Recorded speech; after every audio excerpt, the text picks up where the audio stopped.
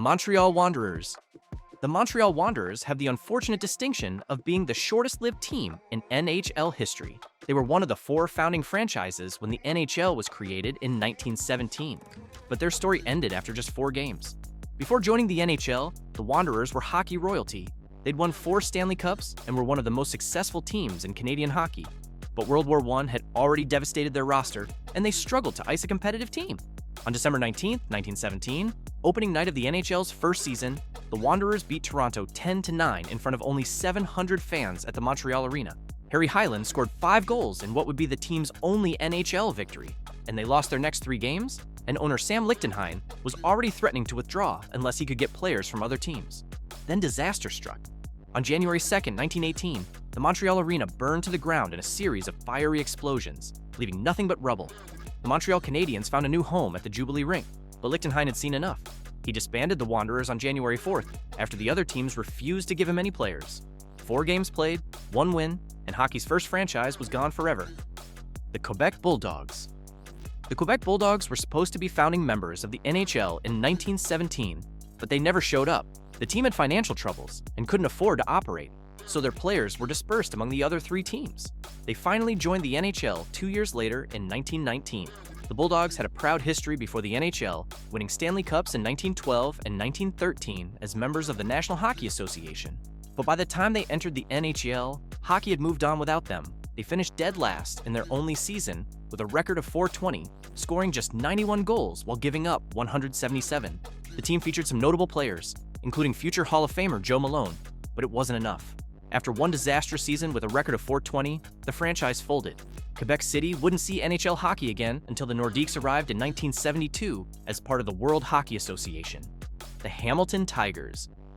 The Hamilton Tigers were actually the Quebec Bulldogs franchise moved to Hamilton, Ontario. NHL president Frank Calder stripped the Bulldogs from owner Mike Quinn and sold it to a Hamilton-based company. The Tigers played 5 seasons and were actually quite competitive, finishing first in 1924-25. But success on the ice didn't translate to success at the box office. The Tigers players went on strike before the 1925 playoffs, demanding $200 each for the extra games. The league refused, suspended the entire team, and stripped them of their first-place finish. Owner Percy Thompson sold the players' rights to New York bootlegger Bill Dwyer for $75,000. Those players became the core of the New York Americans. But Hamilton was left without a team. The city wouldn't get another NHL franchise until 1990, when they were briefly considered for expansion. The Montreal Maroons. The Montreal Maroons were created to serve Montreal's English-speaking population, while the Canadiens appealed to French speakers. They were one of the most successful teams of the 1920s and 1930s, winning Stanley Cups in 1926 and 1935. The Maroons played in the Montreal Forum, which they built in 1924. Stars like Nell Stewart, Hooley Smith, and goaltender Clint Benedict made them competitive year after year. They reached the Stanley Cup Finals 4 times and were known for their physical, defensive style of play. But the Great Depression hit hard. By the mid-1930s, attendance was dropping and the team was losing money. The 1937-38 season was their last, as they finished in last place. The franchise suspended operations and never returned. The Montreal Forum became the exclusive home of the Canadiens, the Pittsburgh Pirates. The Pittsburgh Pirates were not affiliated with the baseball team of the same name. They were actually the Pittsburgh Yellow Jackets of the Amateur League, who turned professional and joined the NHL in 1925. The Pirates were terrible, winning just 67 games in 5 seasons. The team got progressively worse each year, finishing last in 4 of their 5 seasons. They struggled with attendance and couldn't afford proper facilities. In 1930, owner James Callahan moved the team to Philadelphia, hoping a change of scenery would help. But the move made things worse. As the Philadelphia Quakers, they went 4-36-4, one of the worst records in NHL history. And the franchise folded after 1 season in Philadelphia, and Pittsburgh wouldn't see NHL hockey again until the Penguins arrived in 1967, the Philadelphia Quakers. The Philadelphia Quakers were the Pittsburgh Pirates relocated, but they were arguably the worst team in NHL history. In their only season, they went 4-36-4, finishing with a .136 winning percentage that stood as the worst in NHL history for 45 years until the 1974-75 Washington Capitals finished with .131. The team was a disaster from start to finish. They were outscored 184-76 and lost their first 6 games before getting their first win on November 25, 1930, a 2-1 victory over Toronto. The Great Depression had begun, making it even harder to attract fans to watch such a terrible product. The franchise folded after 1 miserable season. The original Ottawa Senators. The original Ottawa Senators were one of the founding NHL teams and one of the most successful franchises in hockey history. They won 11 Stanley Cups, including 4 as NHL members in 1920, 1921, 1923, and 1927. The Senators were hockey royalty in the 1920s, featuring legends like Frank Niber, Cy Denneny, and King Clancy. They had intense rivalries with Montreal teams and were known for their fast, skilled play, but the Great Depression devastated their finances. By the late 1920s, the team was hemorrhaging money. They took a hiatus during the 1931-32 season due to financial problems, then returned for 2 more seasons. But the Ottawa market was too small to support an NHL team during the Depression. After the 1933-34 season, the franchise moved to St. Louis to become the Eagles. St. Louis Eagles. The St. Louis Eagles were the relocated Ottawa Senators. But the move was a complete disaster. The team retained its spot in the Canadian division despite being based in Missouri, which meant constant expensive travel to Canada for games. The Eagles went 11-31-6 in their only season, one of the worst records in league history. Attendance was terrible, the travel costs were crushing, and the franchise folded after just one miserable season. St. Louis wouldn't get another NHL team until the Blues arrived in 1967. The Eagles were doomed from the start. Playing in the Canadian division while being the only American team created logistical nightmares.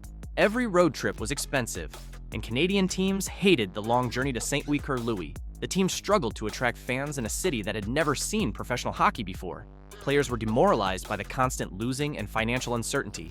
The Great Depression made everything worse, as fans had little money for entertainment. After one catastrophic season, the NHL mercifully put the Eagles out of their misery. New York Americans. The New York Americans were born from the ashes of the Hamilton Tigers. Bootlegger Bill Dwyer bought the Tigers players for $75,000 and created the Americans in 1925. They were the first NHL team in New York City, playing at Madison Square Garden. The Americans were immediately overshadowed by their landlords. Madison Square Garden wanted their own team, so they created the New York Rangers in 1926. The Rangers got the better ice times, the better marketing, and quickly became the more popular team in town. Despite the disadvantages, the Americans had some success. They reached the Stanley Cup semifinals twice and featured stars like Eddie Shore, Billy Birch, and Red Dutton, but they never won the cup and constantly struggled financially. In a desperate last attempt, owner Red Dutton changed the team's name to the Brooklyn Americans for the 1941-42 season. The final season was a disaster. They went 16-29-3, finishing dead last for the second straight year. World War II was raging, and many players were joining the military. The team suspended operations after the 1941-42 season, expecting to return after the war. But in 1946, the NHL canceled the franchise permanently. California Seals. The California Seals were one of 6 expansion teams added in 1967, doubling the size of the NHL. They were originally called the California Seals, then became the Oakland Seals, then back to California Golden Seals. The constant name changes were a sign of the chaos that defined this franchise. The Seals were owned by Barry Van Gerbeek, who had grand plans but no hockey experience. The team played at the Oakland Coliseum, which was better suited for baseball and football. The ice conditions were terrible. The building was half empty most nights, and the team was awful on the ice. In 9 seasons, the Seals made the playoffs just twice and never won a series. They featured some talented players like Carol Vadnais, Dennis Marek, and Reggie Leach, but couldn't put together a competitive team. The NHL tried everything to save the franchise. They moved them to Cleveland in 1976, where they became the Barons, but that didn't work either. Cleveland Barons. The Cleveland Barons were the California Golden Seals relocated to Ohio, but the change of scenery didn't help. The team was still terrible, the attendance was still awful, and the finances were still a disaster. The Barons played at the Richfield Coliseum, a state-of-the-art arena that was unfortunately located in the middle of nowhere. Fans had to drive 30 minutes south of Cleveland to reach the building, and most didn't bother. The team averaged fewer than 8,000 fans per game in their 2 seasons. On the ice, things weren't much better. The Barons missed the playoffs both seasons and featured one of the worst rosters in NHL history. They had a few bright spots like Mike Milbury and Dennis Maruk, but not nearly enough talent to compete. After losing millions of dollars, owner Mel Swig gave up. The NHL arranged for the Barons to merge with the Minnesota North Stars before the 1978-79 season. It was an unprecedented move that saved both franchises from folding. Minnesota North Stars. The Minnesota North Stars were one of the 1967 expansion teams and actually had considerable success compared to their expansion brothers. They reached the Stanley Cup Finals twice, in 1981 and 1991, and made the playoffs 17 times in 26 seasons. The North Stars were beloved in Minnesota, a state that considers itself the birthplace of American hockey. They featured stars like Bill Goldsworthy, Neil Broughton, and Mike Modano. The team developed a passionate fan base that filled the Met Center night after night, but success on the ice didn't translate to financial stability. The North Stars struggled with the economics of small market hockey in the 1980s and early 1990s. Rising player salaries and limited revenue streams made it harder to compete with bigger markets. The final blow came when owner Norman Green moved the team to Dallas after the 1992-93 season. The move devastated Minnesota hockey fans, who felt betrayed by a league that claimed to care about traditional hockey markets. Quebec Nordiques.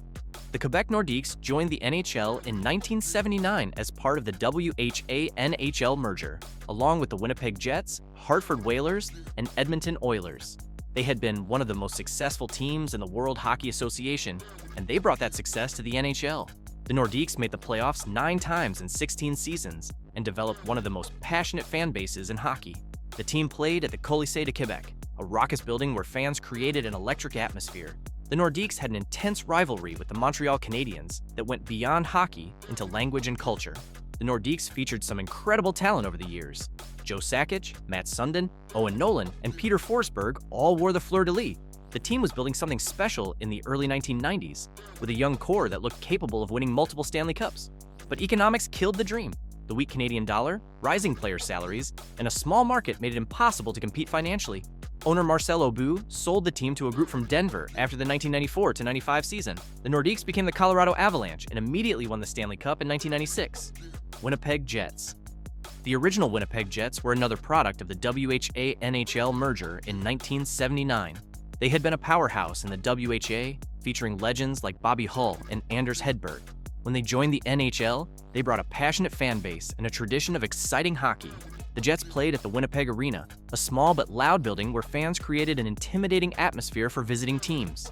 The team made the playoffs 11 times in 17 seasons and reached the playoffs in 8 of their first 9 NHL seasons. The Jets featured some of the most exciting players in hockey. Dale Hawerchuk was a superstar center who could score from anywhere on the ice.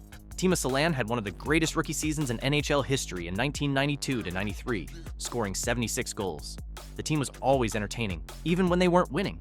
But like Quebec, Winnipeg was killed by economics. The small market, weak Canadian dollar, and aging arena made it impossible to compete with American teams. The team was sold to a group from Phoenix after the 1995-96 season, becoming the Phoenix Coyotes, Hartford Whalers.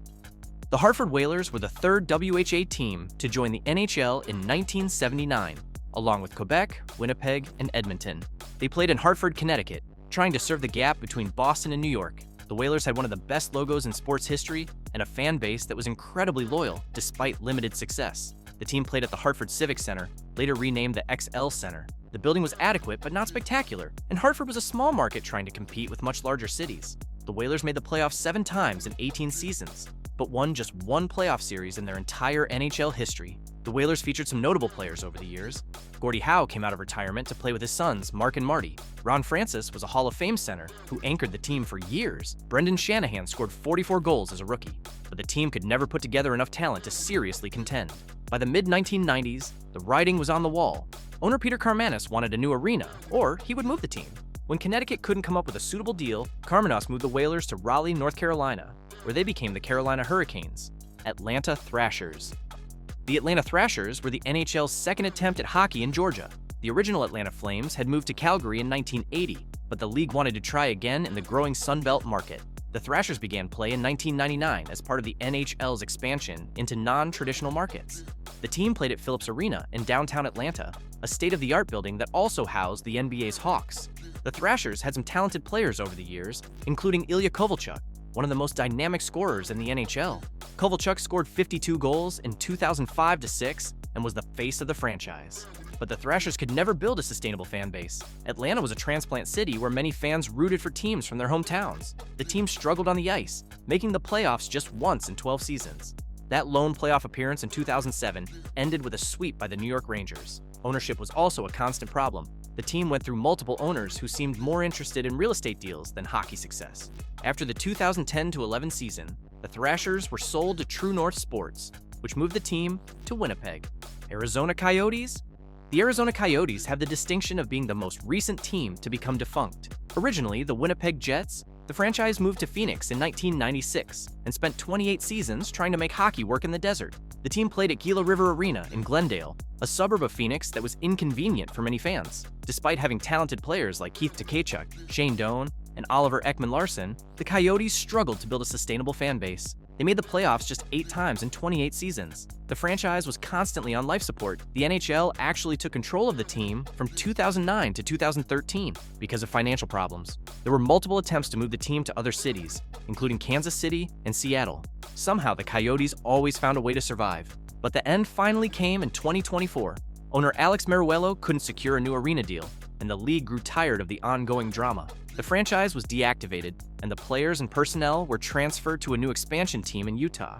These teams represent more than just failed franchises. They're stories of ambition, passion, heartbreak, and the brutal realities of professional sports. Some folded because of world wars, others because of economic depressions. Some couldn't survive in small markets, while others were killed by poor ownership or inadequate facilities. Each of these teams had fans who loved them, players who gave everything for them, and communities that embraced them. The NHL has learned from these failures and successes. The league is more selective about expansion and relocation now, paying closer attention to market size, ownership quality, and arena situations. These defunct teams remind us that nothing in sports is permanent. Today's powerhouse could be tomorrow's cautionary tale. Subscribe for more videos like these.